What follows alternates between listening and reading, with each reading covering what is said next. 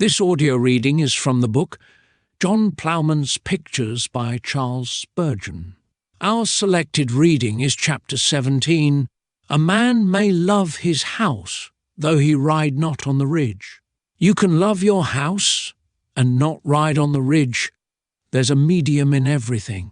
You can be fond of your wife without being her drudge, and you can love your children dearly and yet not give them their own way in everything. Some men are of so strange a kidney that they set no bounds to their nonsense.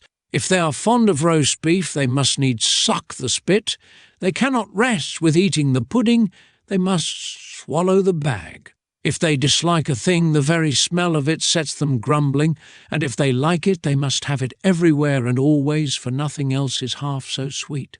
When they do go in for eating rabbits, they have rabbits young and rabbits old, rabbits hot and rabbits cold, rabbits tender, rabbits tough. Never can they have enough. Whatever they take up takes them up, and for a season they cannot seize on anything else. At election times the barber cannot trim his customer's poll because of the polling, and the draper cannot serve you with calico because he is canvassing. The nation would go to the dogs altogether if the cat's meat man did not secure the election by sticking his mark on the ballot paper.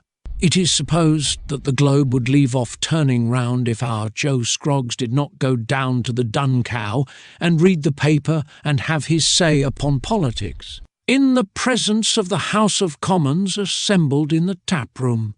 I do not quite think so, but I know this, that when the Whigs and the Tories and the Radicals are about, Scroggs is good for nothing all day long.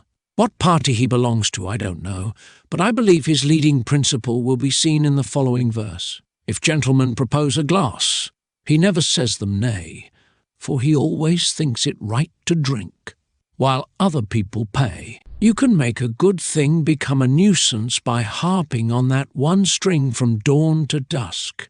A hen with one chick makes no end of scratching and clucking, and so does a fellow of one idea. He has a bee in his bonnet, and he tries to put a wasp in yours. He duns you, and if you do not agree with him, he counts you his enemy. When you meet with him, you are unfortunate, and when you leave him, you will better yourself go where you may. There's small sorrow at our parting, as the old mare said to the broken cart. You may try to humour him, but he will have all the more humours if you do, for the man knows no moderation, and if you let him ride on the roof, he will soon sit on the chimney-pot. One man of my acquaintance used to take Morrison's pills every day of his life, and when I called to see him, I had not been there 10 minutes before he wanted me to take a dose. But I could not swallow what he told me, nor the pills either, so I told him I dare say they were very good for him, but they did not suit my constitution, however. He kept on with his subject till I was fain to be off. Another man never catches sight of me, but he talks about vaccination and goes on against it till he froths at the mouth, and I am half afraid he will inoculate me. My master had a capital horse, worth a good deal of money, only he always shied at a stone heap on the road, and if there were 50 of them, he always bolted off the road every time. He'd got heaps on his brain, poor creature, and though he was fit for a nobleman's carriage, he had to be put to plough. Some men have got stone heaps in their poor noddles, and this spoils them for life, and makes it dangerous for all who have to deal with them. What queer fish there are in our pond! I am afraid that most of us have a crack somewhere, but we don't all show it quite so much as some. We ought to have a good deal of patience, and then we shall find amusement where else we should be bothered to death. One of my mates says the world is not round, and so I always drop into his notion and tell him this is a flat world, and he is a flat too. What a trial it is to be shut up for an hour with a man or a woman with a hobby. Riding in a horse-box with a bear with a sore head is nothing to it. The man is so fond of bacon that he wants you to kiss his pig, and all the while you hope you will never again see either the man or his pork as long as you live. No matter what the whole hog may be, the man who goes it is terrible. Rocking horse for boy, hobby horse for man. Each one rides his toy, whenever he can, The boy is right glad, though he rideth alone, his father's own fad. By the world must be known. Of the two hobby rides, the boy's is the best, for the man often chides, and gives you no rest. It is a good thing for a man to be fond of his own trade and his own place, but still there is reason in everything, even in roasting eggs. When a man thinks that his place is below him, he will pretty soon be below his place, and therefore a good opinion of your own calling is by no means an evil. Yet nobody is everybody, and no trade is to crow over the rest. The cobbler has his all, but he is not all, and the hatter wears a crown, but he is not king.